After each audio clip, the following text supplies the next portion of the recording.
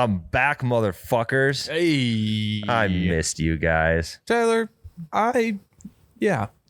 You say it, Yeah. Jake. Say I it. missed you. I missed you, Tyler.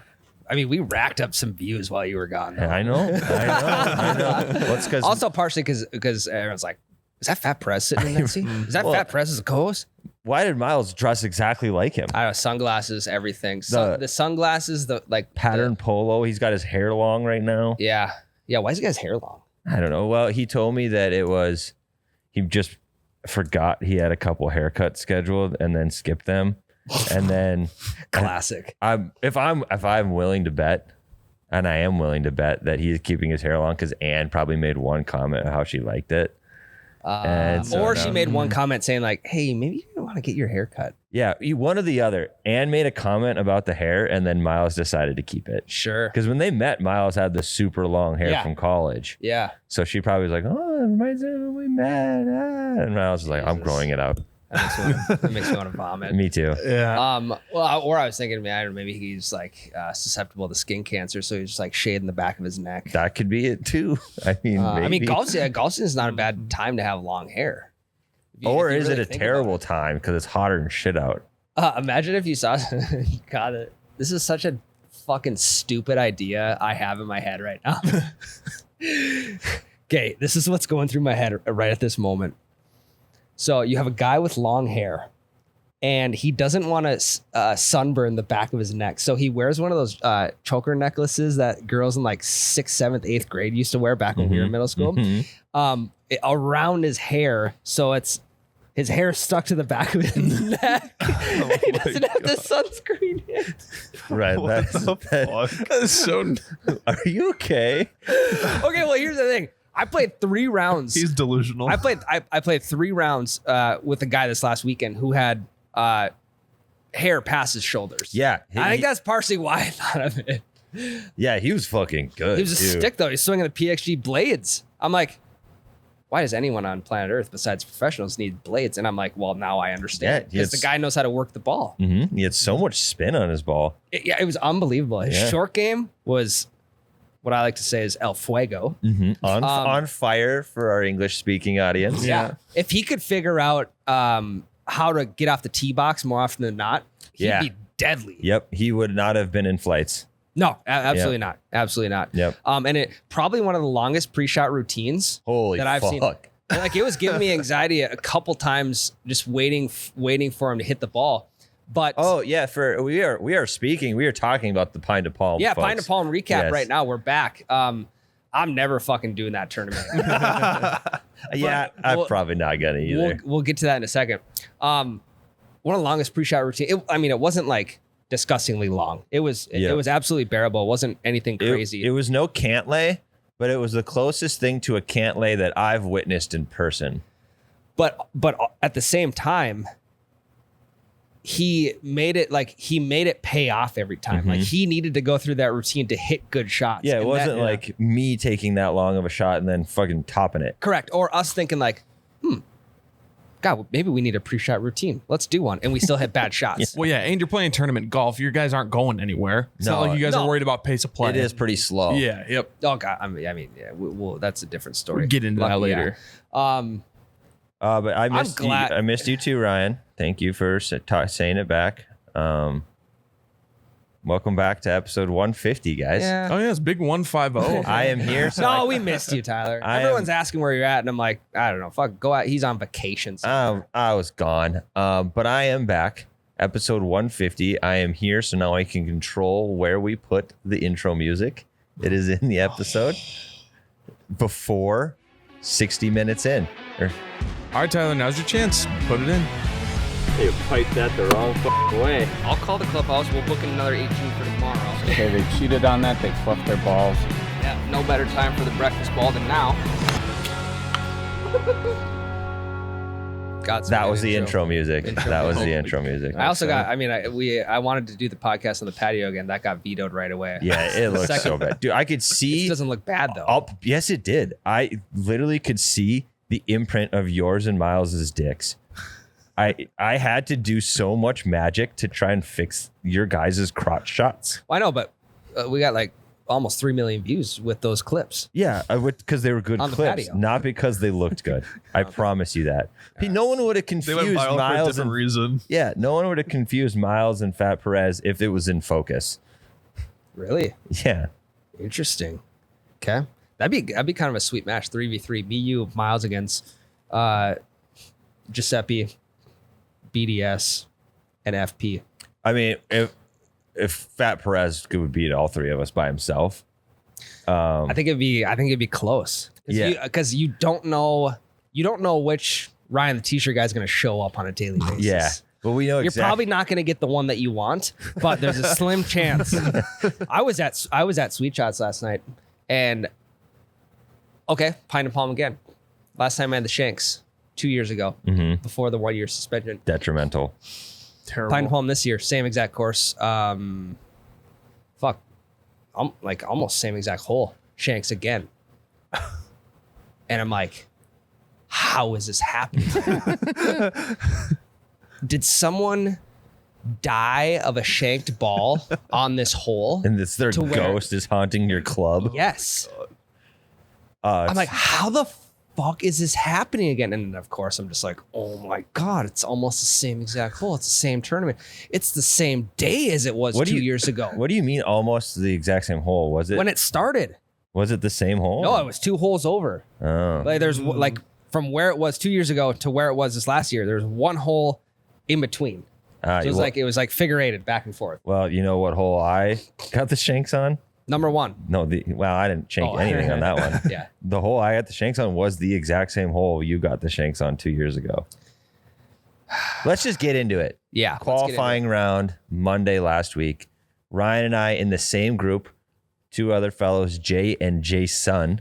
Yeah. Good guys. Good golfers. We're nervous. I'm nervous anyway. I don't know about you, but I got nervous. I show up to the tee box, cool as a cucumber. Show up to the putting green, cool as a cucumber. Grandpa Dave shows up. Well, he was there the whole time. Grandpa Dave comes and talks to me. All of a sudden, I'm fucking nervous. I'm not blaming Grandpa, but that was just the timing. Yeah. I walk over to the tee box. I'm like, oh man, I'm teeing off first. What's going on? Why? And then Yeah. I hit a perfectly fine tee shot. Nerves gone. I'll tell you from a viewer because I Didn't obviously you snap one into the trees No, I was right side of the fairway. Good look at the green. it was just good. Yeah, on number 10? Yeah, yeah, he was good, Ryan. I was perfectly fine. Yeah. Oh, okay. Yeah, Son of a bitch. I guess I mean, yeah, okay. you were probably in your own head way many too rounds. nervous. No, about well, it. no, I your snapped rounds. I snapped one left too. I thought we did the same thing. Okay. Anyway. No, I wasn't middle of the fairway, but Yeah. I was under branches, but under them enough where I could hit a normal club Sure. to the green. Sure. Nerves gone after the drive, but definitely if I were to hold my hand out, it was shaking and hit the first drive, everything gone, feeling great. I'm like, oh yeah, this is just golf. Next shot, a little bit slicey out away from my body. Still have a shot to get on because it's a par 5. Or yeah, that's par 5 on 10, right? Or is it 4? 4. Yep. Anyway, I'm not on the green, but I'm close enough to chip on. I chip over. And then I chip back short again. And then I end up tripling the first hole. And I'm like, oh, fuck. It's going to be a long day. It's like one of those things where, okay, this is the type of golf where you have to, for some reason, you think you have to focus a lot more than you would in just a normal round. It's like, hey, we're still focused in normal rounds. But for this one, it's like the fucking ACT versus just like a midterm test. Yeah. I got to focus extra hard on these shots. It's like just what we didn't do on hole number 1 is we just didn't go out and play golf. Right. If I would have just treated it like a normal round, and then in my head too, I'm like, every normal round, I double the first hole anyway. No big deal. But like I got up early. I did yoga for golfers. I did it the night before. Yep. Yeah, I got to the range and I hit a systematic range session. Like I went 7-iron warm up. But went up to 5 and hit my 5, and then I went to my 3-wood and hit my 3-wood because I knew I was going to have hit that in the round. Yep. Then I went driver, and then I finished with wedges. Like I had a plan for my fucking range See, session. have you ever done that before? Never once in my entire life have I went to the range with a plan half the time I don't even go to the range. So do you think that was the problem with, or do you think it hurt you by trying to play golf like that? Absolutely. I went into it way too serious. So I go triple on the first hole. I was like, all right, Tyler, get your shit together. It's fine. You do this every round. Like your best round of the year, you doubled the first hole. It's fine. Next hole, I hit another okay drive. Like I'm not in too much trouble, but I do have to punch now because I'm just a little bit too far right. And punch goes fine. It's not a perfect punch. Chip bad again, putt bad again, double on the second hole. And I'm 5 over through 2 holes and just not feeling good about myself. We step up to infamous water on both sides. It wasn't the same hole as you. Par 5. Yep. It wasn't the same hole as Ryan's blow up, but it was right next to Ryan's blow up. Yep. Everyone tees off before me because obviously I don't have the box going triple double. The only time I would have had the box too is on the first tee of the day if they would have just put me first. Yeah. So I had the only time I would have. I did have the box hole 1. Yeah. Yep. So we step up to 13 because we started on 10. Everyone else, and this is not a driver hole because if you go driver, all of our drivers would carry directly to the water on both sides of the hole. So unless you can hit your driver perfectly straight and hit a skinny ass 50-yard fairway, you're not hitting drivers. Not even 50 yards, dude. It's like 30. Yeah, it's And teeny even- tiny. 290 plus. Yeah, to carry over it. Everyone hits their hybrids, five irons, whatever, perfect. I step up with my 3-wood, trying to get a little ballsy with it because that would get me right to the water. I fucking top it 30 yards. And so And this is also right by the clubhouse. right next to the Everyone's- clubhouse, everyone sees it. So I walk up 30 yards, takes me 5 steps. Get square up to my ball because now I got to lay up again because it's in the deep rough by a tee box and I can't get to the water with my hybrid from that rough. You're still 210 yards from the water, right? Yep. Was it past the ladies' tee? I don't think so. No, actually. which, by the way, pants should have yeah. been down for That's why. That's why. Yep. Yeah. The golf gods were not going to pay you back. Yeah. Nope. I step up to my ball, all the thoughts running through my head. I fucking shank one so far right, low stinger, somehow gets through the trees, goes right into the water. And I'm just like, no one says a word to me. Grandpa Dave doesn't look at me. All the other guys just walk to their good balls. I walk all the way over to the water, take my fucking drop. And if you go right on this hole, not only do you have to go back over the water, you got to go through 180 yards of trees. There's like a half-acre forest just planted in between 2 holes. Yep. Like it really has no reason being there. Has no reason. But it's I think a half acre is a good Yeah, no, that's half acre of about just perfect. Yeah. Yeah. wooded area, and I mean it's dirt and branches and leaves on the floor. Also, it is the most dense trees too. There's no like maybe you sneak one around it, whatever. Yeah, there's like foot windows here and there, but I'm far enough back where I can get over the trees if I had an 8-iron, right? And so I'm thinking about that. Like, well, I'm going to hit my 8-iron up and over these trees. I'll be sitting like 5 still, but whatever. At least I'm going to salvage some strokes here. I top it into the fucking water again. Yeah, dude. I top it 6 feet. I am a club length away from the water, as your drop should be. And I top it, hits the fucking ground before going into the water.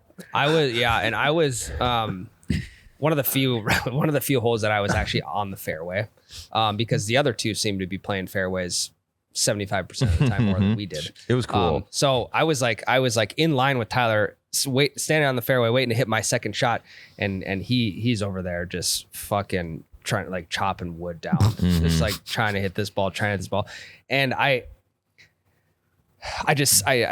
couldn't say anything. Yeah, because No, you here's the can't. thing is that if you let Tyler's 2 balls into the water and 1 into the woods, if you let that into your brain while you're also trying to play a good round, it's not going to be good for you. I was thinking about that too. I was like, God, I hope Ryan didn't see that because I don't want my fuck ups to get into his head too. Oh, I was. Don't you worry. I have my own mental problems on the golf course. Don't worry about me. So Here's the thing, though.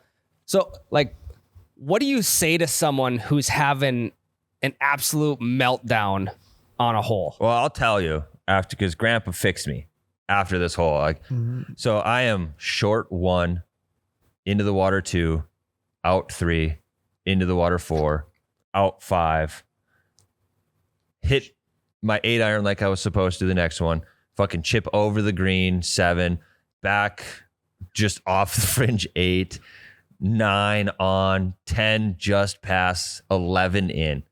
And I'm asking people, so I get an 11 on a par 5. Thank God it was a par 5. Yeah, thank God. And not a 3 or 4, because that would have Right. been extra embarrassing.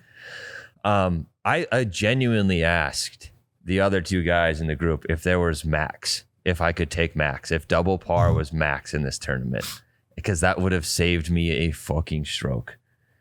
And then all of a sudden the bev cart rolls up. I get a drink. It's hole 4. Grandpa looks at me. He's like, hey, you remember this game is supposed to be fun, right? And I was like, you know what, Grandpa, it is. And it is not fun right now. And so then I just started playing like it was a regular weekend. But that got me out of it. It's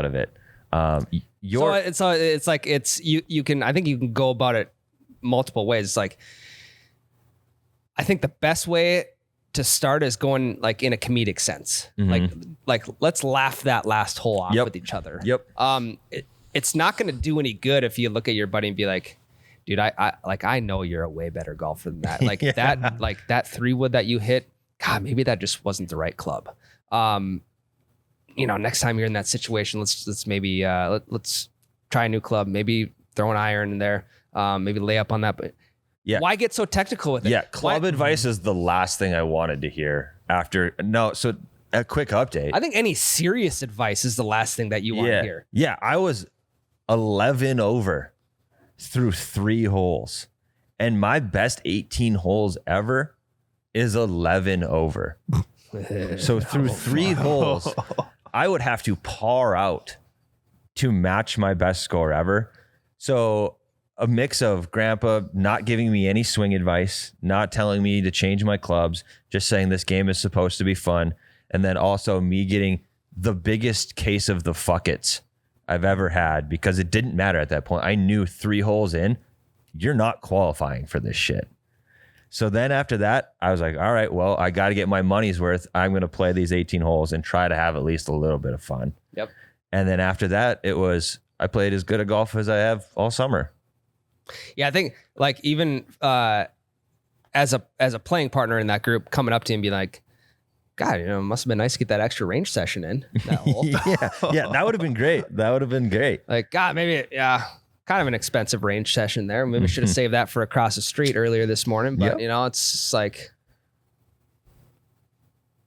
No, I would have loved someone to talk shit to me or make fun of me. But here's the thing. I also wasn't in shit talking mode because I was dealing with my own demons. Yes. Tell them about your first 3 holes. Well, no, I just want to, after you got the case of the fuckets, you pulled out driver, dogleg left, which you got to clear the trees in front of you to get over. And I mean, you were 30 yards from the green. And Grandpa, that was the hole that Grandpa had previously rangered on for the Pine to Palm for 15 years. And he told me that was the best drive he had ever seen on that hole. Yeah. No, the Pine to Palm. I believe it. Even just to foreshadow a little bit, even my match play in the weekend, the championship flights were behind me and they weren't even doing that. Yeah. It was quite literally just from the lowest of lows to the highest of highs in a matter of 2 shots. So putting a putt in for an 11 and then hitting the best drive maybe of the tournament on a hole makes no fucking sense. Yeah. And then to follow that drive up with chipping on to 8 feet from the pin and then 2-putting for par, going from an 11 to par doesn't make sense.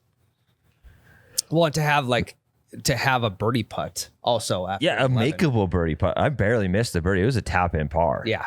Yeah. Okay, so we're like 5 holes in at this point. For me, like there wasn't okay, well, let's just start in the morning.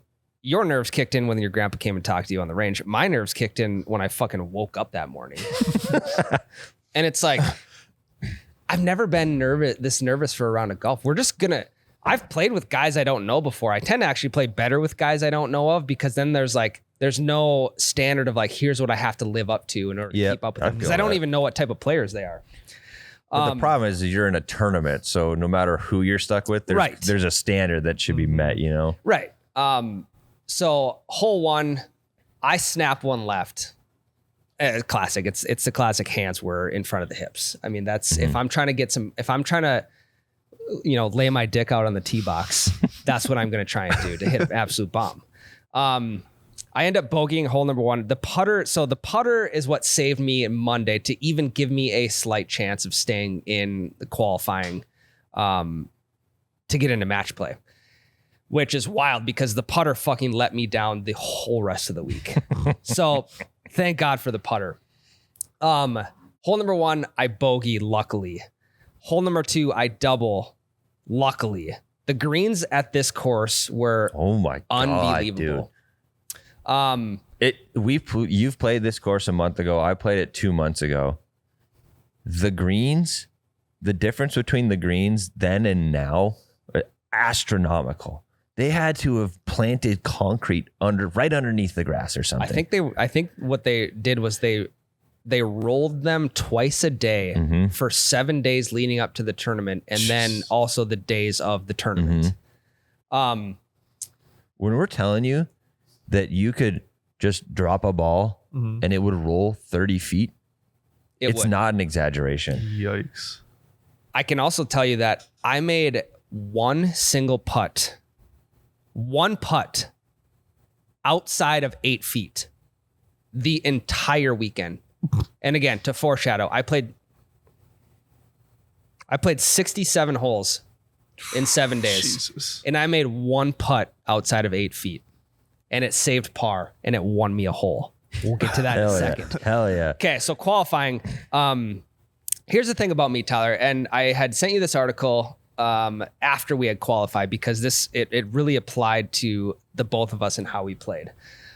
Leading up to the tournament, I was playing some really solid golf. Yep. I was playing some of the best rounds I've played all year. Me as well. I played it almost every day Yeah. the week before the Pine to Palm. And I was maybe like playing a little extra and I was kind of like catering my play to how I might play in the tournament. Yeah, because you talked to me about your conversation with Lucas on how often you should go driver at the Pine to Palm course. So I played 4 days in 1 week from like Wednesday to that Monday. I played 4 different rounds to prepare for this. And I left driver in the bag quite often. And I hit 3-wood a lot because I knew I was going to have to hit 3-wood. Yep. So I was mentally trying to cater my game to the Pine to Palm tournament the whole week leading up. And it was going great. Like I hit my 3-wood awesome. I loved it. I was putting super well. Everything was going good. So like hopes were high. I'm like, oh fuck, man, you throw yourself a little round together, maybe you'll get in. See, and that's what fucked you up. And Yep. that's what fucked me up is when leading up to things, you're playing good golf and you're prepping yourself to play really good golf in this tournament. And when you get to the tournament and you don't play up to the expectations that you set for yourself, playing quote unquote good golf, especially in the first, for you, 3 holes, for me, probably 5 holes, that's when shit starts to go down the drain. Yep. Because within the first 5 holes for both of us, we knew that these were not the rounds that we've played within the last 2 weeks. And so when we had these high expectations that were not met, like very early in the round, it's so easy to just be like, for your head to explode. Yeah, to mentally implode. Yeah. Like, what is going on right now? And at that point, like the stress levels are higher because you're trying to shoot a certain score. You're not going out there to have fun. So at that point, guys like us, we don't know how to fix that on the course. Right. We do not know how to get ourselves out of that funk in the middle of a round. So we have these super high expectations that we don't meet very early on in the round. I think after 5 holes, I was probably 6 over. I was playing like majority bogey golf and then some double bogey golf. I think for me, it was, it was like the same hole as you. I'm trying to think of, I don't know when things started to implode, but it was like after that par 5 that you got an 11 on. I think Well, it was the next hole where you had that weird chip. oh yeah, it was the next hole. So Yeah. I So flubbed the hole that I hit the really good drive and tap in part on, Ryan, it would have been your third shot. the cursed hole. That it was the wildest shit I've ever seen. Yeah, it's a cursed hole. That's actually where I got the shanks on 3 days later. So this is like our fourth or fifth hole. It's Yep. number It's 13. our on the fourth back. hole. Yep. So I heel a 5-iron. And it's a short dogleg left, so I actually still have a perfect into the hole, probably 178 yards. So I pull out the 7-iron, hit the 7-iron left and a little bit over the green. Good Well, shot. it would have been on a normal green. It's fine, but on this green, if you hit the center of the green, it accelerates Yeah, somehow. yeah, It goes faster than when it hit it. Yeah, it's probably going to shoot like another 30 yards past. Jesus. So I'm chipping out of the rough. And what happens when you chip out of the rough short-sided? You duff the chip. You try and get too cute with it. And exactly what I did. No. Your ball was in a divot too, though. So I chipped up on top of the hill, and then that's when it got into the divot. Oh, okay. So, and I don't know how this actually matters. This shot that I'm about to walk you through, this matters for the entire rest of the week. Yeah, it does. And because things are over, I feel like I can share it now. And might I add, there's no cheating. There's absolutely no cheating You have going to on. play by the book. And there's no cheating on our part, no cheating on anybody's part. So after I flub a chip back up onto this little hill, I have like a short, probably 15-yard chip down a hill onto the fringe to hopefully roll it onto the green and the pin, whatever. So I line up for this chip. And it's in a divot on the side hill. It's in a divot on the side of a hill, and right behind my ball where I need to strike the ball, there is a mound of like grass and dirt from where the edge of this divot. Also, if that divot wasn't there, your first flub chip probably would have rolled out. Probably. It just got stuck. Yep. So I line up to the ball and I go to chip it. The leading edge of my club hits this little mound and it bounces directly over top the ball. The ball does not move. Nope. A millimeter. The ball is in the exact same spot as to when I set up to it. And the thing is, I saw this happen and thought it was a practice stroke until Ryan looked around and like this, like had his hands up. Because again, I wasn't going to try to play it off. I wasn't. Was that your real swing? If I was playing with you guys, I for sure would have. 100%. No, that would not have counted. Yeah. No, but this is like you're shooting a legit score. You're putting everything out. So I look to one of the guys in our group. He's like his son plays college golf. Like he knows the rule book. Well versed on the rules. Yeah. And they're like, well, let's just finish this hole and then we'll discuss after. So I have the same exact chip. I chip in. No, you chipped it. Remember, you chipped it like 2 feet. Oh and yeah, then chipped it. Okay. So again, same lie. Misses the Flub ball. it again. And after the wild no stroke, I guess you could call it, Yeah, and so then the miss, you missed the ball and then flubbed it 2 feet. and then the 2-foot flub. That is when I hit fuck it mode. Yeah. Because I don't even take a practice swing. It's the same club. I go up to it. Now I'm about 12 yards away. I mean, remember 2 shots ago I was 15 yards away. Yeah. So 3 yards and 2 shots. Go up, chip it, tracking, chip in, save bogey. Yeah. And you guys know this. I don't chip in often. Nope. So to do that, everyone's like, "Holy fuck, are you kidding me?" It was decided by the entire group that stroke did not count. What? So- I thought we counted it. Nope. Oh, Nope. Nice. So that would have been, if it would have counted, it would have been double bogey. But because it did, so college golfer and a country club member for 20 plus years, who, might I add, finished first place in all of the flights Yep. division. 150 guys. They know the rules. We decided that stroke did not count. The ball didn't move. That's what we decided. So I go out of there with bogey. We go to the next hole, par 3. I don't know. I probably fucked that hole up too. But what I really want to get to, where like fuck it mode really started for me. It started on that chip, but it also started 2 holes later. I hit the biggest slice of a drive in my life, and it goes onto the green Oh yeah. of the hole I chipped in on 2 holes ago. So Ryan loves that green. After that chip, he's like, I'm going back. And we didn't realize that was your ball. Like Ryan is way right. There's guys putting on that green. So I'm like, I don't know if that's my ball or not. We walk up to it. That's my ball. Yeah, they look at me and they start pointing at him like, that ain't me. Not me, bro. I said, that's fucking me. I'm like, okay, I get up to the ball. I'm like, I have a pretty good shot to the Got hole. a nice line. Like, am I about to like beaver tail this like a fucking 8-iron into the? No, of course not. Off Well, the green. I actually waved a Ranger over because I didn't want Ryan to have to hit off the green one at a really nice tournament. And I dude, wouldn't. I would have putted it off. well, And I, then hit. Oh yeah. Well, also, I probably would have broke Ryan's club from the concrete underneath these Yeah, greens. no and shit. his Okay, club would have snapped. let me get through this spot. Bring a college golfer over again. He's like, you pull it back. You can't go any closer to the hole, so you pull it back. Okay, so of course I'm not going to pull it. I'm going to pull it as far back as I have to, which is on the fringe of that hole, damn near right where I chipped in. Pretty much, yeah. And You put your ball in the same divot. yeah, so my problem this entire round was I could not commit to a swinging, trying to pull the ball left. I was leaving everything right, so it's like, all right, just try and pull it left, and you'll probably hit it straight.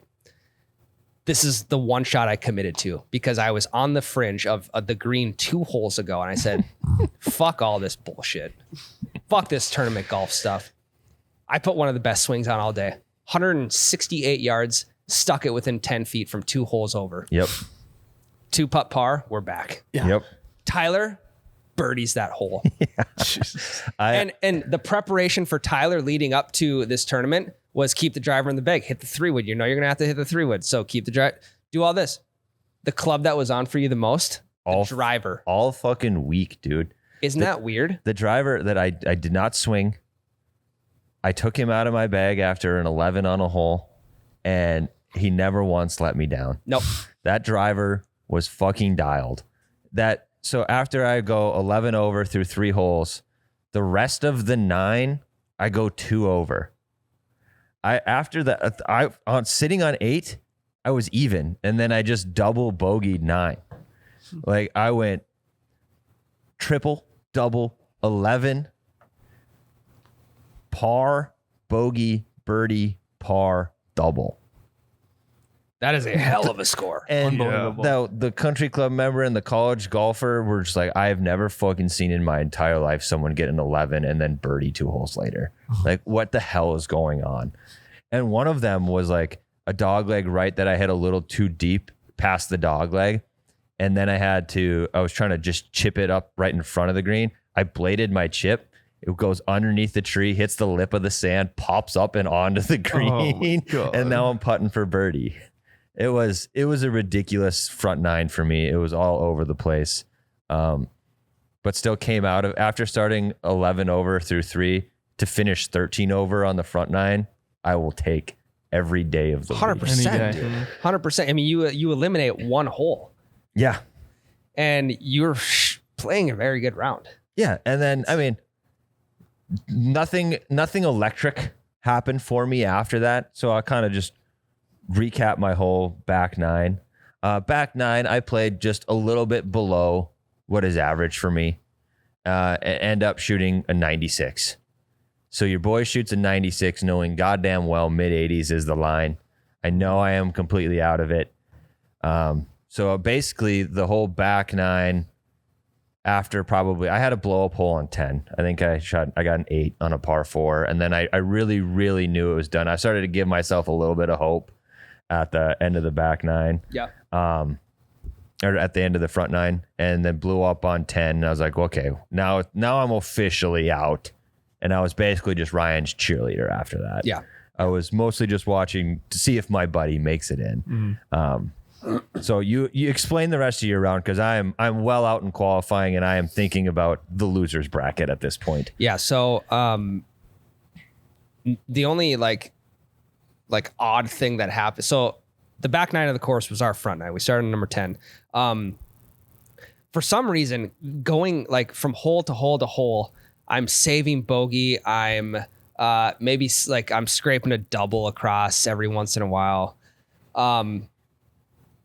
We get up to number 18, which is one of the hardest holes in the course. And again, we're in fuck it mode. I hit one of the best 3 woods I've ever hit. I cut the corner and I'm like 50 to 60 yards out from the green.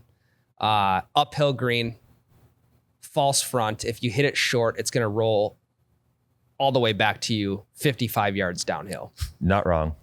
I stick one to 1.5 feet.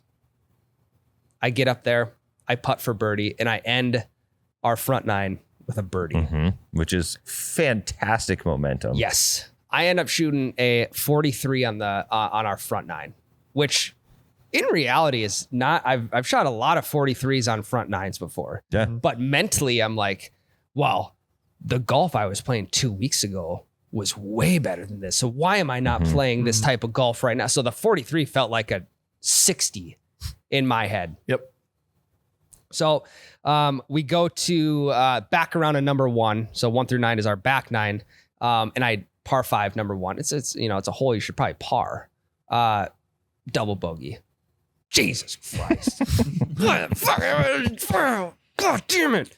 I mean, my head is so far up my own ass at this point again, but I'm in fucking mode for some reason. Like I don't really know how those two stay in sync with each other. You were a different golfer every shot, to be honest. Well, okay, so here's you were in fucking mode and then pissed and then fucking mode then pissed. His demons were talk just about all over. talk about an absolute roller coaster of emotions in this qualifying round. Yeah, because we're doing this, Tyler, so we can make it to match play and like get some content out of it. And if neither of us qualify, like we're really not going to have anything. Yep. So I'm also stressing about that. I'm stressing about wanting to get getting some fucking hardware for the podcast studio.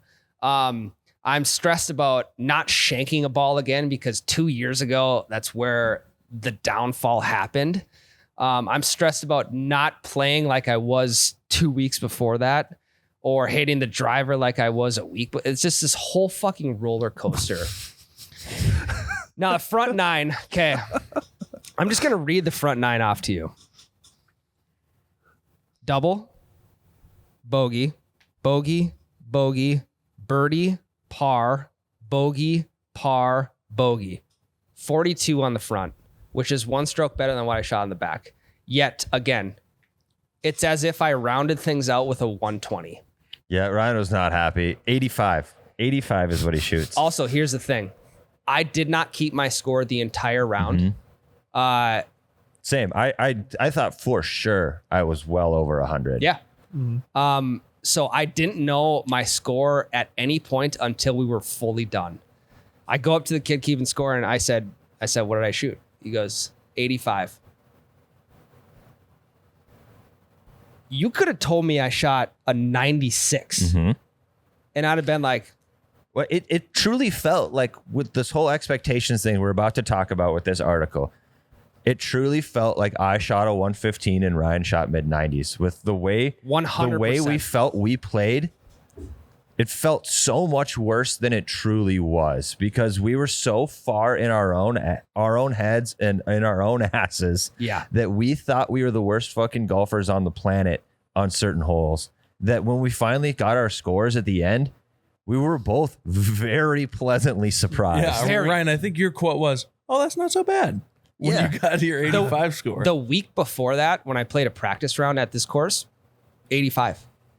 And I felt decent coming out of that practice round. Like, hey, left some shots out there. Well, think about that. In 85, before the greens were the way they were. Correct. So that you beat your practice round without a doubt. And no gimmies. We both had putt everything out. Yeah, we both had at least 1 or 2 putts that we'd have normally given to each other in a regular round that we missed. Like a 2.5 footer that I'd have been like, Ryan, that's good. And then he'll wrap it around. And then I had somewhere I would you push it right a little bit. Yep. Like we had putts that would have for sure been given to us in a normal round that we missed. Now to wrap this whole thing up, so 2 years ago the cut line was 85, and I shot 84 2 years ago. Shoot 85 this year. I'm like, okay, well, I mean, well, let go, let God. It's either the cut line will either be 84 or 85. I don't know. That depends on how the other 100 guys play. But that's probably what it will be at. So now there's another qualifier on that Wednesday. So I have to wait till Wednesday evening to know whether we qualified or not. Yeah, and I'm pretty like 99.9% sure I'm not in. Yeah. So I'm talking to officials, be like, all right, what happens if you don't qualify? And they give you this little schedule thing that says there's a consolation tournament deal on Saturday. And I'm like, okay, cool. That's for the people that didn't make it in. Turns out that's wrong. There was a losers bracket tournament across the street at Lakeview where we played our very first round of the year. Yep. On Thursday and Friday. And so I signed up for that because like I paid a lot of money to get into this fucking tournament. I'm getting my money's worth. So I sign up for that. Ryan is waiting to see if he gets in. But I think we'll talk about that second segment. We will. Let's talk about this article because you've hinted at it, and this article could not describe what we did to ourselves more perfectly. Well, yeah, and I want to start this off by saying that I told Jake this multiple times. I said, playing golf with the boys is so much better than this.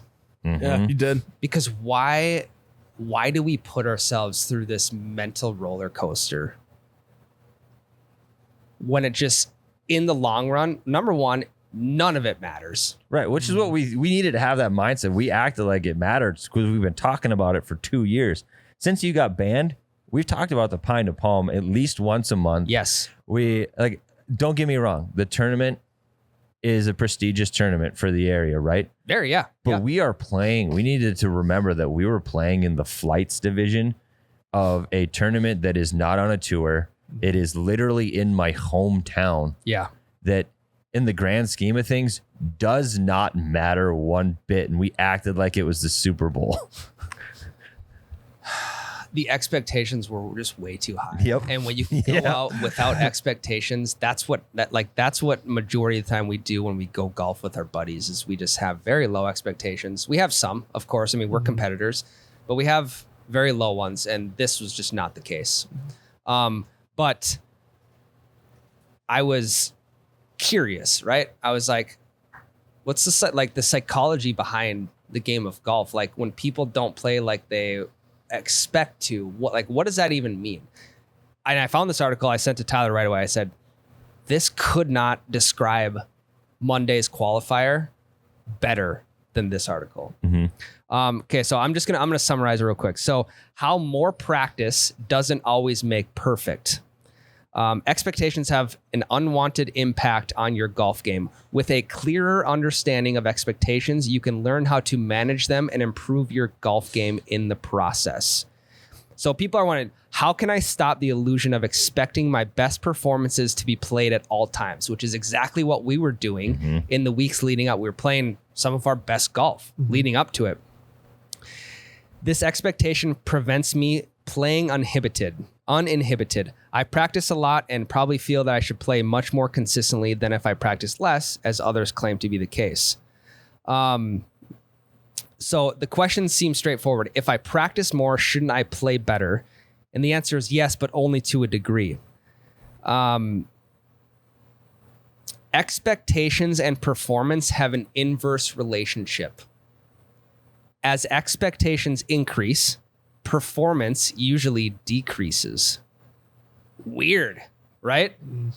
We had fucking super high expectations going into Monday. Like, dude, we're both going to qualify. We're going to have this great video that, we're going to fucking 18-hole full on-course video. It just didn't happen.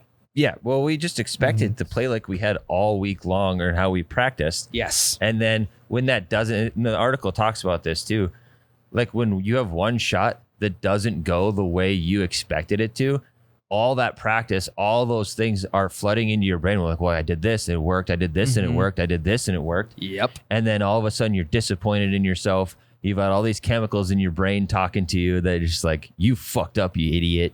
Like, you should be better than this. You played good all week. What's going on? And it, like, the inverse relationship is talking about, like, you did so much and you expect so much that when it doesn't happen, it's a way more dramatic effect on you than just not ever golfing, and then you have a bad shot. You're like, oh, whatever. I didn't fucking practice, so it doesn't mean anything. Yeah. And so this is why golfers sabotage their mindset and not get the most from their hours of practicing. For example, over the past month, you played an extra round of golf each week preparing for the tournament. You also worked with a golf pro to sharpen up your short game. Wow, weird. Weird. I did that. I did the more round golf. thing. I got and don't. I would have got lessons regardless, whether we were playing in this or not. I would have went and got lessons. But it fits into the story perfectly. Anytime you could, you go to the driving range, hit a bucket of balls, and like we talked about last week, on course practice is way better than driving range practice. I put a poll out. You keep talking. I'll give you the results of the poll, but it was very, very one-sided. Okay, so with all this summed up, all the practice, the lessons, the mindset, playing some of your best golf, going into the tournament, the day of the tournament, you are much more anxious than excited to play. You think, okay, well, if I don't shoot my best score, then all this hard work was wasted. A very slight wind starts to bother you and messes with your head. The doubts start creeping into your mind, and it all goes downhill from there. Weird. Within 5 holes, the expectations that are sky high were not met. So then it's just a mental roller coaster from there on out. Yep. Then I started to get way more gray hairs on the side of my head than I already have because of a fucking game of golf. I know. We just we our whole podcasting career with this podcast, we have preached not serious golf, and I will be the first to admit that I absolutely went against everything I said and stand for. Me too, Tyler. I treated it. I acted like I was some big high and mighty golf snob for 3 holes. And then I got back. Don't get me wrong, guys. I came right back to regular Tyler, 3 holes in with a screwdriver in my hand. But for 3 holes, I was not who I claimed to be on this podcast. Is this an apology? It is. This is a formal apology. I am sorry to all of our listeners. I was someone that you wouldn't be proud of for 3 holes of the Pine to Palm, but I'm back. Okay, so I'm going to wrap up the end of this article, and then we'll discuss a little bit from our point of view. So your unrealistic expectations and added pressure you have created for yourself, you've increased the difficulty of an already challenging game. Sure, one way to counter this may be to cut back on the extra practice, but if you are not dealing with your excessive high expectations, your problem will continue. Now, here's the point of the article.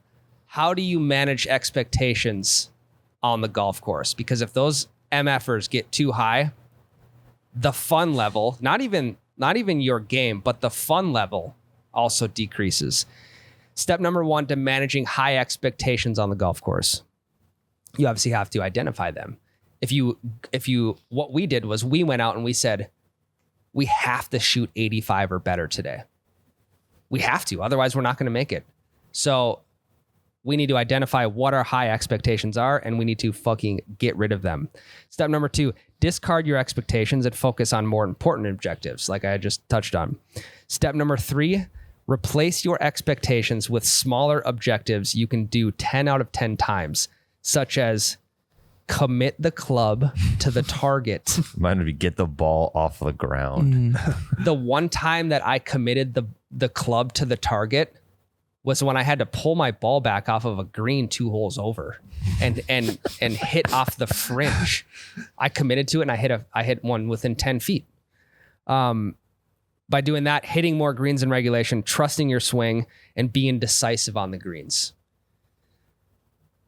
I mean, this is, if you read this, you woun't even need to listen to this podcast. So basically, because this is what happened on Monday. Don't read it then. Keep listening. Did not commit the club to the target. I was indecisive on greens, and I did not trust my swing to the left which is why I pushed everything to the right. So basically what it's saying is be Peter LaFleur from Dodgeball. Peter LaFleur has a famous quote that says, I don't set goals because if I don't set goals, there's no chance I can't reach them. And I'll never be disappointed. That is true. So That is how have no ambition in life, guys. So we always like, you know, the last couple of weeks we've touched on like, how do we play better golf? How do we shoot better scores? I think the biggest thing to say to that is don't have expectations Have some fucking fun. or guys. limit or have the correct expectations. So for me on Monday, I could not hit a green in regulation. But if I would have went into Monday saying, all right, I want to hit 7 greens in regulation because then odds are I'm going to have 7 pars. Because if I can just 2-putt all those 7 holes, I'll have 7 pars, which 7 pars for a round That's is very good. It's going to lead to some good things. I have my 18 birdies goal set up and it kind of does that for you. Yeah. Gives you a target. And I have it just set to break 90 every time is my goal. And it says you need to have 5 pars. You need to limit. You can only have 2 double bogeys. And then maybe 1 birdie in your round. Those are your goals. And that's all it gives you for breaking 90. So it's like, again, our expectations were, Tyler, we need to shoot fucking 78, 79 today. We need to have at least like 8 looks at birdie. We need to hit every fucking fairway that we run into, and then we'll be happy. Yep. But I mean, imagine if we would have just went into this thing saying, hey, like, if we don't qualify, who gives a shit? Yep. We were so concerned with that's when the mental roller coaster started. Yep. The results are in on the practice deal. I put out a poll after yours and Miles's episode on the practicing, and I said, do you prefer to practice on the course or on the range? 71% of voters voted the course. 22% of voters voted the range, and 8% of voters picked neither. Practice is lame. And I mean, I don't blame them. I don't either. I mean, Practice can be kind of lame. yeah, just 71% of our listeners think that you should practice on the course. Oh, but you guys are also missing is that I go into every round and I go, I'm going to shoot a good score. And then eventually when the wheels fall off, I just go, I'm just practicing. It doesn't matter anyways. Just use that as the fallback. Yeah, it was just, we were in our own fucking heads. We were acting like people we know we're not. And shit came off the rails. But Ryan finishing with an 85, still close to making it. Should we take a break? I'm towing the line at this point. Quite literally. Quite literally. We're going to His take a quick toe break. is on it. We're going to come back and we'll finish off with what actually happened the rest of the week. Tyler, I will say one thing about this last weekend. It wasn't the pin drop's fault. Oh, no.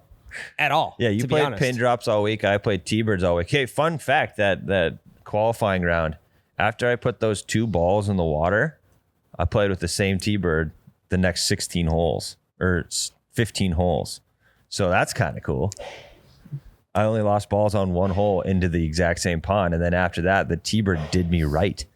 I played with the same ball through the entire first round. Hell yeah. Which is, it was a mental roller coaster. Rare. Hey, you must have lost a lot of balls. No, I actually played with the same one. Which goes to show how many fuck ups we had. Yeah.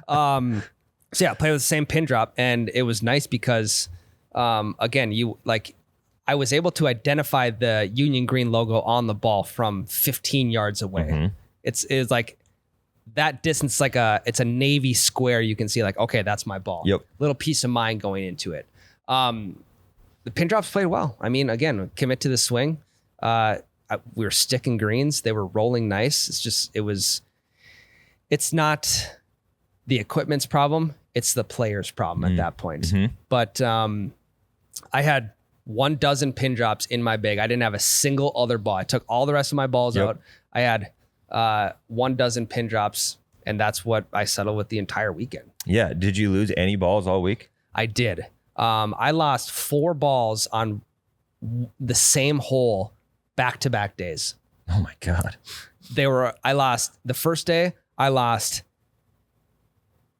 It was back-to-back tee shots. Yank left, OB, number 15. The day after that, yank left. So 4 balls gone in 1 hole on 2 separate days. Yuck. So, but that's it. And it was nice because, like, hey, if one ball got dirty, I just pulled a brand new one back out. But honestly, dude, I couldn't have been happier with them. Agreed. Yep. Agreed. It was, I was like, hey, you want to play T-birds or pin drops this round? And you said T-birds. Said, all right, I got pin drops. Yeah, I already had all mine marked up because I didn't want ours to get confused with each other. I think I'm a big fan of that now. I think I'm a big fan of drawing on my balls. So if you get some T-birds, draw on those puppies. Sod. Get a nice little doodle on your balls and head to uniongreen.com. Pick yourself up some. Also, if you're playing in a tournament soon. Poor Caddy 2.0 is out. Yep.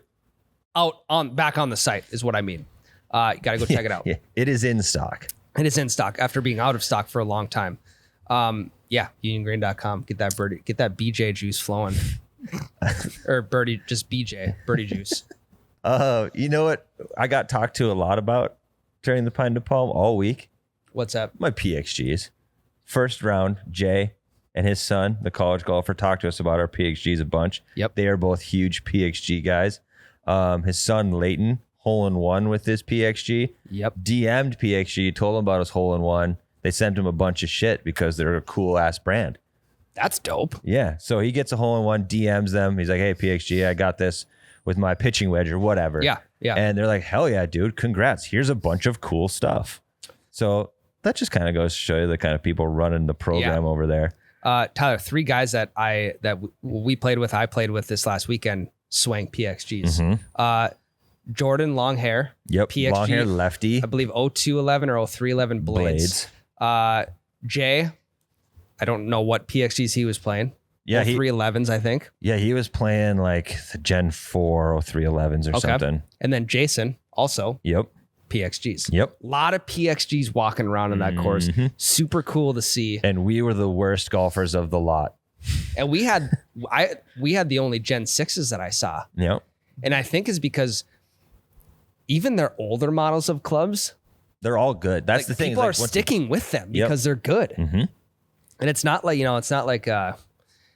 it's from a box set to a brand new fitted set. It's like, hey, these 5-year-old clubs are still solid. Oh, and spoilers for the next segment. PXG just came out with a brand new set of I think they're called Battle Ready putters. Yep, Battle Ready 2.0s. And I got one. And I just decided that since I didn't qualify, I was going to use a brand new putter that I've never used before in my entire life in the losers bracket tournament. Boy was fucking dialed. Really? Your boy putted well. Because you had no expectations. I had no expectation. Brand new putter. It's like, well, I don't know what this thing's going to do. I mean, I honestly kind of put it in the bag mostly because, like, hey, I have something to blame. It's a new putter. And then Not a bad idea. And then I putted my ass off. There is a reason for that too. Not just the putter. The putter was great. But there is another reason I putted my ass off. I'll get to in the next segment. But PXG, new Battle Ready putters. Go check them out. They look fucking sweet. So that's one thing that I think is important in a club is how cool does it make you look? And the putters make you look super cool. And we looked the coolest at Pine to Palm. Easily. I wore this hat. I mean, to be honest, I don't know if I'm gonna wear the hat again. I think it's jinxed. I'm with you. I'm a superstitious guy when it comes to outfits. Yep. But yeah, go to pxg.com. All right, Ryan, I'll do mine quick because you have more to talk about than I do. Yep. So I signed up for this losers bracket, right? The losers bracket, originally what I was told is just going to be a giant, everyone that didn't qualify stroke play tournament. I show up. They're like, yeah, enough guys signed up for it because this is voluntary that we are now going to flight it out like the regular Pine to Palm. We have enough guys to fill 10 flights. So we're going to do 10 flights, 4 people per flight, semis, finals, match play. I look at the sheet, right? And they flighted everyone out by how they did during qualifying. And since it's voluntary, I did beat people in qualifying, by the way. You did. I beat 7 guys. Nice. Fucking go. But none of the 7 guys that I beat decided to play in the losers tournament. Ooh. So on paper, I am the worst golfer in this entire losers bracket tournament. So they flight out all 10 flights and realize they have 6 guys left over. You can't make a flight of 4 with 6. You can't make a tournament 2 flights of 3. So what they decide to do is a 2-day 6-person stroke play tournament. 2 groups of 3 rolling out. And this is the par 3, par 4 hybrid course. Par 64. Par 64. So I'm paired up with a guy named Joel and an old dude named Ken. And we tee off on the first hole. Joel, probably a little nervous, shanks and tops his first drive right and short. You get breakfast balls at this tournament? No, you got to play it legit. I was excited for gimmies, considering I thought it was going to be match play, but now it's stroke and you can't do gimmies. But Joel's ball is right next to a tree. And to hit his ball, he has to stand on a root the size of my forearm, right? So it's like 2.5, 3 inches elevated out of the ground. And he's got to stand on it. And he looks at me, he's like, can I take relief? And I was like, yeah, dude, I don't give a shit. We are literally the 6 worst golfers in this entire tournament playing. Nice. Move your fucking ball, whatever. So he puts the tee in and he's like moving it legit on a relief drop. So he puts the tee in so he can use the club as his marker to get his true distance down. And Ken, 85-year-old Ken, comes screaming over on his cart. What are you doing? What are you doing? You can't be moving your ball. And I was like, holy fuck. Is this what it's going to be like the next 2 days? God. And he's like, well, there's a root here. I'm taking relief. I don't want to have to stand on it. He's like, I don't care if there's a root there. It don't matter. And I was like, oh my God. And then they kind of argue a little bit. And Joel, being the bigger person, is like, fine, I'll hit it, whatever. And so he hits it. It's a great punch shot. And I couldn't have been more happy. And from that moment on, Joel and I made eye contact and we're like, we're buddies now. We are united That's against good. Ken. That's good. Yeah, nothing brings 2 guys together quite like having a mutual enemy. Yep. And Ken was it. I mean, he's just a grumpy old man that was apparently a stickler for the rules. And then 6 holes later, Ken is in the middle of the fairway. And I looked it up. Ken is technically right. Joel shouldn't have been able to drop his ball because it's not a man-made object. But the risk of Joel breaking an ankle in that shot were really high because the way he had to stand on that root was fucked up. 6 holes later, Ken's in the middle of the fairway, and he would have to stand on a sprinkler head. Which might I add are just flat. They're just flat, not really in his way. He could have just aimed a little bit right and not been on the sprinkler head. But old man Ken just decides to take his relief drop right then and there in front of both of us. See, that's bullshit. Without Because asking. if he's just standing on it, it has to impede with your swing to get Yeah. relief from it. And he does it. He just does it without asking. He's like, I'm going to move on this. I'm going to take relief on this. And we're like, are you fucking kidding me? But long story short, I played pretty good. It was windy and rainy as fuck. And this is all par 3. So the ball was getting tossed and turned by everyone. So nobody shot great scores. I shot a 79, which tied our round, very first round to start the year. But Ken, playing the old man golf that he did, he was low 210 yard stingers with his driver every time. He shot a 76. So he's up. I'm in second place in the 6-man stroke play tournament after day 1. Hell yeah. 3 strokes down from Ken, my mortal enemy. Let's fucking go. Day 2, it's worse weather. We are getting poured on. The wind is shitty. The wind wasn't as bad, but we are getting dumped on. Oof. And first 2 holes, I take 2 back from Ken right away again. So I'm putting the pressure on. And then the wheels fall off, guys. Damn it. I start playing pretty fucking shitty. Ken continues to play consistently. There were back-to-back holes where I had to take provisionals. The first one, I actually had to use the provisional. But it was a par 3. The first one I put into the woods, I take a pin drop out as my provisional. I hit the pin drop. It is the closest I have ever been to a hole-in-one in my life. 10 feet. Damn. No, you can see the line on the green because they're wet, right? Yeah. I rolled, and it was a tap in 4 on a provisional. Idiot. I was millimeters from a hole-in-one that would have been a 3. God. Did you take a photo of the No, I did not. But I tapped in for my 4, so I get a bogey after the best tee shot of my entire life. Continue playing. And Ken beats me for sure. We go back to the clubhouse. We get the scores. I'm pretty nervous because I played bad. But I know that I beat Joel because Joel went OB twice on a hole, got a 10 on a par 3. Oof. Everybody else played like shit too. And your boy ended up second place Wow. Let's fucking go. in the toilet bowl. Only beat by an 85-year-old man who had to hit his inhaler every other hole because he's so out of shape and he's so old. His back hurt. He's old. When I say he's 84, it's not like the young, healthy 84 that should be playing golf. Ken is old, and he kicked my ass. So hats off to you, Ken. You may be a grump, but you're fucking good at golf.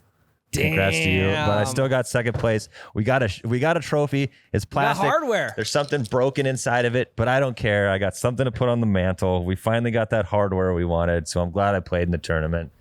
And yeah. I mean, probably never in your life did you think you'd have a golf trophy. No, you're right. I honestly I didn't play golf at all till like 3 years ago. To have a trophy, That's sick, feels though. great. Because that was the goal 2 years ago, was to get hardware for the podcast Yeah, studio. We anything. did not do that. Yeah. And now we have it. Now we have hardware. Now we have it. So yeah, people have been bitching about what are your credentials? Why do you guys get to talk about golf? Well, guess what? I'm the second best of the worst fucking golfers at the Pine to Palm, baby. Yeah, we have a fucking trophy. Do you have a trophy? Yeah. I didn't think so. Okay. All right. Ryan's turn.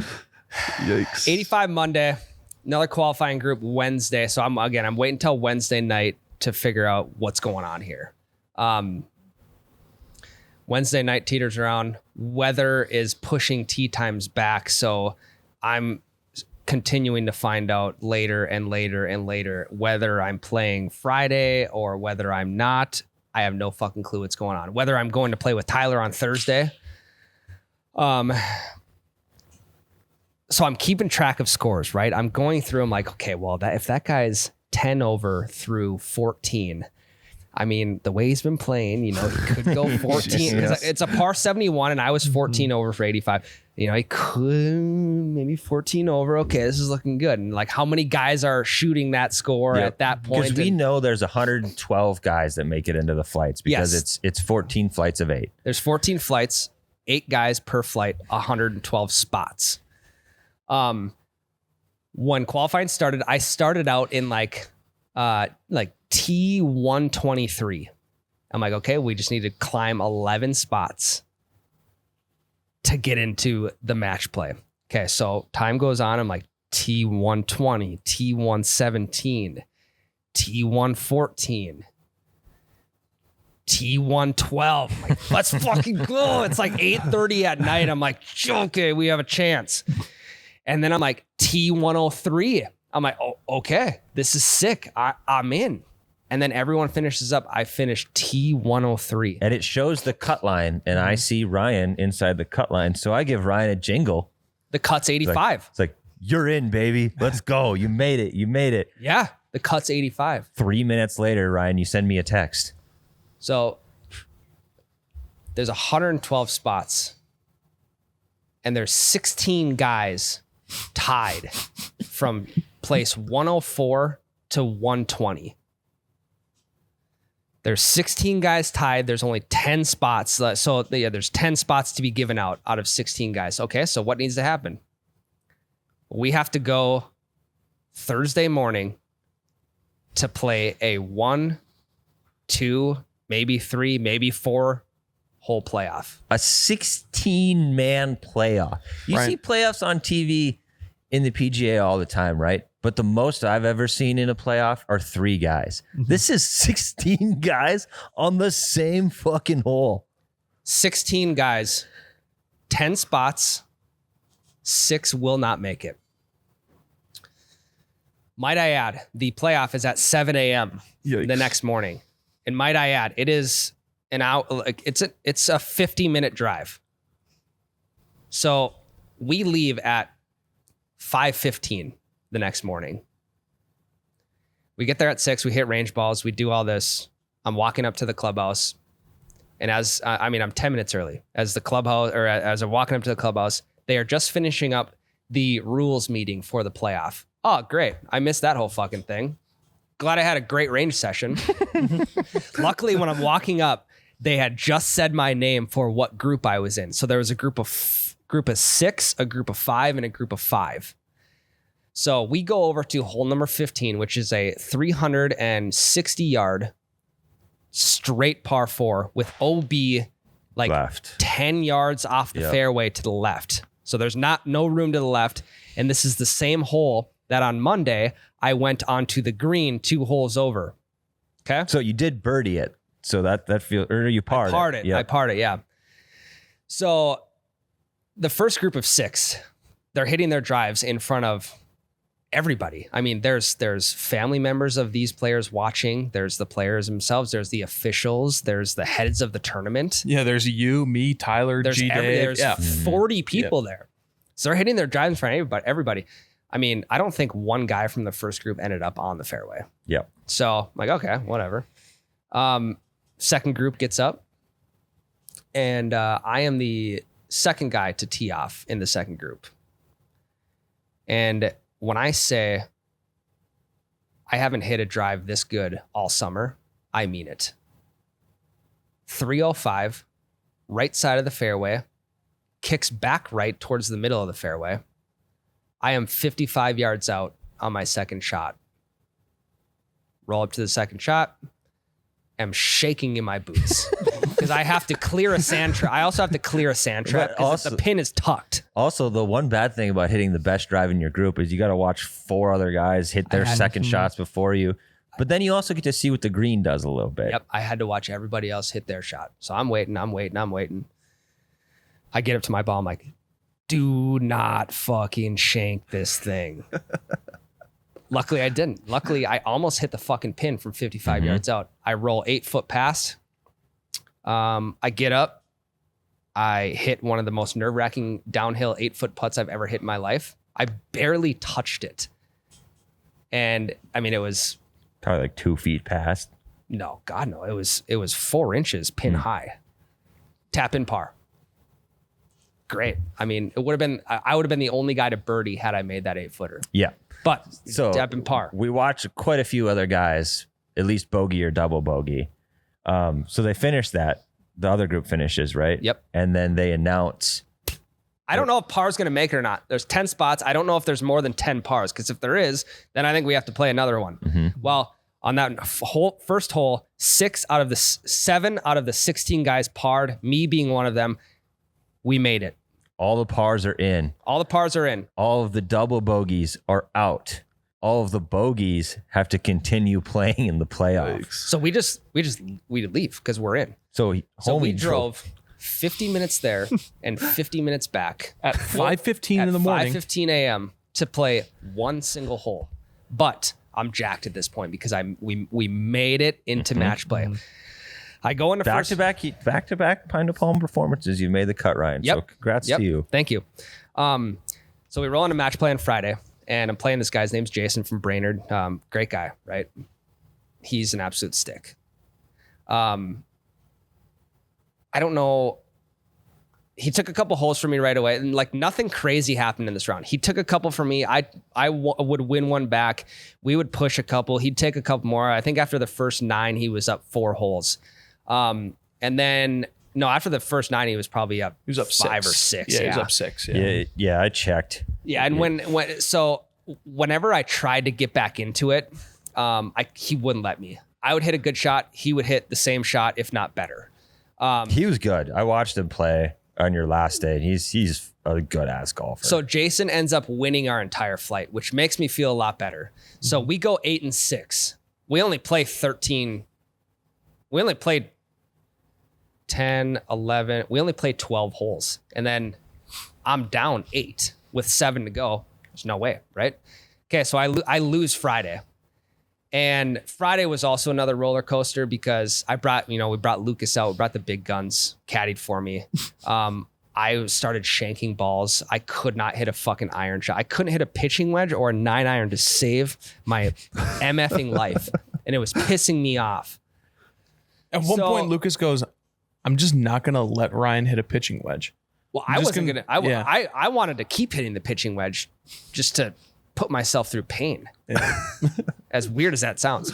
So we lose Friday. Okay, it is what it is. Yeah. So I text Lucas at 9:50 on Friday. I said, "You caddying for Ryan today?" He said, "Yes." Any words of advice? We down bad. Worst break of the day on one is a pipe drive landed square in a divot. He hit 2 shanks on the first 9, and there it's been all downhill. Dug himself a hole. Yep. Pipe drive lands in a divot. I shank a fucking 5-iron, whatever. So it just sounds like nothing was rolling your way. Nothing was rolling my way Friday. So I'm like, all right, Lucas, well, no need to come Saturday. It's consolation. Consolation bracket. I play Saturday like 8 a.m. Okay. No one shows up. I don't want anyone to show up Saturday. Nobody shows up Saturday. I'm by myself. Mm-hmm. And going into Saturday, I want to be done. I want to be done with this whole thing. Now I'm not playing golf on my own terms. I'm playing golf on the tournament's terms. And like I'm not playing with any of my buddies. Like no one's here to like walk with me. Well, I was playing. Otherwise, I would. Well, no. I'm not saying like, I'm so sad. I'm just saying like it's a Saturday morning and it's like, this is the point where it's just me and myself. So first round of the consolation bracket match play, things are going decent for the first time in like fucking 40 holes. Wow. Okay. We might have a shot. I'm up 3 after the front 9. We roll into the back 9. Things are going okay. Well, again, weird. I haven't fucking felt this feeling. I haven't felt anything in the last 4 days. So, I am 2 holes up with 3 holes to go.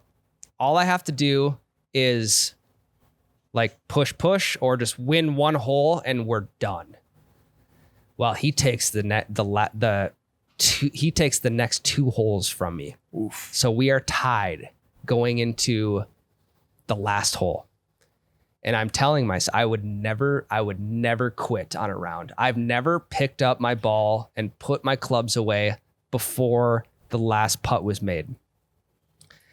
But in the back of my head, I was telling myself, I said, I really don't want to come back tomorrow. Because again, I'm by myself. This is just like, I'm not playing golf on my terms. It's not fun golf anymore. So if you won, you would have had to come back the next day? So if I win, I come back the next day for the consolation final. And if I lose, I'm done. I am willing him to beat me on the last hole. I'm willing it to happen. We both hit the same drive. We both hit the same punch out shot. He has a much closer putt than I do. I 2-putt. He misses a 4-footer to tie me on that hole. So we're tied through 18 holes. We have to go to a playoff, which is it's playing 174 yard par 3. And I striped an iron. Great. I haven't done that in 4 days. Went a little bit deep in the rough. So now I have a short-sided downhill chip. He puts one on like the other side of the green, but it's a nasty sloped green. I chip and it is like just barely tumbling, like 5 feet from the pin, tumbling, hits the ridge and falls all the way down back into the fairway. So I now have a 15-yard chip back up. And what saved me that entire day was my game from 20 yards and in. I take this chip and I put it 2 inches from the cup. So I'm in for bogey. He landed short. He chipped up. He 3-putts. For double. After his second chip, he 3-putts for double. And I win the match. This is the most disappointed I've ever heard anyone about winning. I also have to come back the next day on Sunday. Dude, at this point, I've made 4 trips to DL. I've walked countless amount of holes. I'm fucking tired. I don't want to be there anymore. But I would never give up until that last putt. So we come in Sunday, it's consolation finals. And here's the weird thing. 2 years ago in Pine to Palm, we qualified with 3 other guys. One of the guys that we qualified with 2 years ago is the guy I'm playing against in the consolation finals. Yeah, and if I remember correctly, you kind of kicked your ass in qualifying 2 years ago. You shot 82. I shot 84. I thought he did better than that, but And after this round was over, I asked, we were like talking about, hey, did you play last year? No, I didn't play last year. Well, I didn't either because I was banned. He's like, I was banned last year too. He's like, I didn't show up. I had a graduation or something. He's like, I didn't show up for my Saturday round 2 years ago. And I also got a 1-year ban. So here we are 2 years later, qualified together, got banned together. Now we're in the 14th flight of the consolation final of the 14th flight, the last guys to make it. And I take the first hole, and then I take the second hole. I'm 2 up. Things are going good. After 9 holes, you were 1 up after 9. He took 9 from you. 1 up after 9. And then I win another one. I was there for this one. Ryan had quite the gallery on that day. Yeah, great gallery. And I was like, well, I have to go back anyway, so I might as well try and win the fucking thing. Mm-hmm. So I am 2 holes up with 2 holes to go. No, sorry, 2 holes up with 3 holes to go. It's number 16. It's the dogleg right. It's like an 7 or 8 iron off the tee. I push one into the trees. I have to punch out. He hits one right down the fucking pipe. He probably has 80 yards into the pin on the fairway. So I chip out and then I chip up onto the green. So I'm putting 20 footer for 4. He fucking blades his second shot over top the green. And one thing that this guy could not do all day was chip out of the short game. He duffs 2 chips in a row and finally gets onto the green on his 5th shot from 80 yards. So I take that hole. Sorry, I was 1 up before that hole. So now I'm up 2. He gave me that hole. I'm up 2 going into 17. Up 2 going into 17. I hit one of the best 9 irons I've hit all weekend. I was still 15 yards short. That's the best 9 iron. So you can kind of tell how things were going. He duffs one off the tee box. I feel kind of bad at this point. He duffs his second shot, 15 yards. It's a 155 yard par 3, and he's still 50 yards out. He duffs his 3rd shot, and he hasn't even gotten to my ball yet. So I give him some time to think it over. I chip up to 1 foot. I par that. He gives me the putt. I par that hole. I win the fucking consolation final. I didn't even want to fucking be there.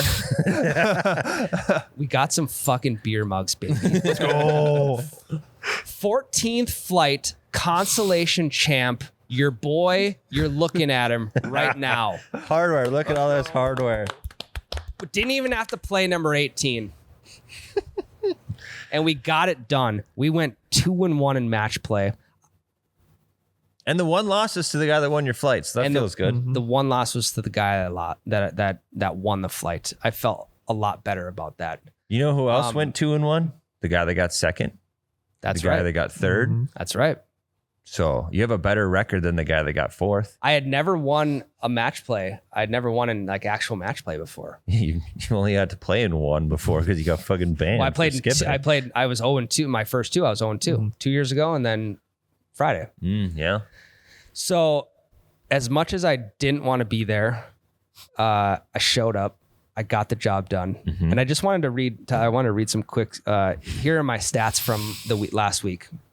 Jake, you're not that fucking ready to be done with this podcast yet. I can tell you want to be done. Okay, Jake made a lot of road trips with me. We spent a lot of time together. 5 trips to DL. Yikes. 460 round trip miles. Nice. 3 tanks of gas. 5, and mind you, this is on my own dime. 5 breakfast burritos, 1 per morning. 5 pre-round shits at the same gas station. Last day I had to use the women's bathroom because the men's was full, and I had to get to the range because I was running late. $40 in range balls, Yikes. 67 total holes walked, Ugh. and one final decision on next year. I'm not fucking playing. No, I think I don't know if I'll play next year. Maybe. I'm not fucking playing. Yeah, I might play, but here's what I want to do different. I would rather take a 4-day golf trip with my buddies. I agree. Or take a 2-day trip to play in a big scramble tournament somewhere. Yep. I would rather do that. I think the only way that I'm thinking about being at the Pine de Palm next year is they have added a super senior division, which is 75 and up. And I would go to caddy for Grandpa Dave. Because I forgot to mention really quick, because Grandpa Dave earned some credit here. That day when the putter was absolutely dialed in the losers bracket is because I stopped even trying to read putts, and I just putted it exactly where Grandpa told me to every time. Perfect. And it was some absolutely unbelievable reads. The man was out. He was dialed. He's the only reason I have a trophy. But yeah, if Grandpa wants to play in the super senior division, I will come caddy for him, which means that I will just hand him clubs because he's much better at reading greens than me. Yes. So it's done with. It is done. All that build up, 2 years of build up. We got the hardware. We both got hardware. Yeah. And we both came out of it thinking, stop taking golf so seriously. Yep. I always think back to the first time we had Grandpa Dave on the podcast. He said, there's so many more important things in life than a round of golf. Mm-hmm. I kept thinking about that. I'm like, this qualifying round of 85, it doesn't matter. Yep. You losing first round of match play, it doesn't matter. Yep. All it is golf. You gotta decrease the expectations, go out and have fun with your buddies, and you're gonna start to play better. Yes. So from here on out, we're back to your regular scheduled programming. No more hardos from us, at least for me. Like in theory, it was like it's kind of cool to be a hardo for a second, but It did kind of. I felt fancy. but also it's like that shit's for the birds. Yeah. We are playing in a pro-am in 2 weeks. No, it's a scramble. Yeah. That is true. Yeah, I know. There's a 4-man but still, scramble. it's just It's a funny. 4-man scramble, and that also does not matter because we can take the pros drive. You guys forgot about that. Yeah, that's true. We could take every one of the pro shots we want. But yeah, if you guys are in the Brainerd area in 2 weeks, come watch us the Pro-Am Wednesday. Yeah, we play from the whites. The pro plays from about 80 yards behind. Oh, yeah. Well, that means I will genuinely outdrive him. If the driver is on, You will. like it No, was, I will outdrive him. a lot of the time we will outdrive the pro because they're 80 yards behind us. Perfect. I think I'm actually probably going to handicap myself and drive with the pro. Otherwise, it's just not fair to all the other AMs. That's true. Back to the hardo we go. Wow, that's not a hard move. That's just me being I want to see the whole cocky. course. Someone play from tips with them. Yeah, I'll play tips. It's So fine. it's us four. Oh yeah, this is our squad. This is the scramble squad right here. PGA Tour Canada Pro-Am. Craigan's 2 weeks. Yep. So if you're in the area, we'll be playing the Preserve on Tuesday. We'll be playing Craigan's Wednesday. And come say hi. Mhm. That's a wrap for Pine to Palm 2023. We have no 1-year suspensions on the horizon. We have 2 trophies to be proud of. Yeah, you have 4 glasses. I got 4 of these beer glasses that Flight Consolation Champion. Yeah, mine doesn't even say the right flight. Mine says 2023 Pine to Palm Lakeview GC 6th flight, 2nd place. I was in the 11th flight. Well, it should have been 6-person 2nd place. Yeah. Well, maybe bring that to the trophy guy. Get a little hockey guy on top. Yeah. All right, guys. Thanks for sitting through it. Thanks for sitting through all of that. It was a roller coaster. We know we've been hyping it up for 2 years, so we had to give you the experience. But we'll talk about regular golf next week. Love you guys. Love you. Love you. You piped that the wrong way. I'll call the clubhouse. We'll book another 18 for tomorrow. Okay, they cheated on that. They fluffed their balls. Yeah, no better time for the breakfast ball than now.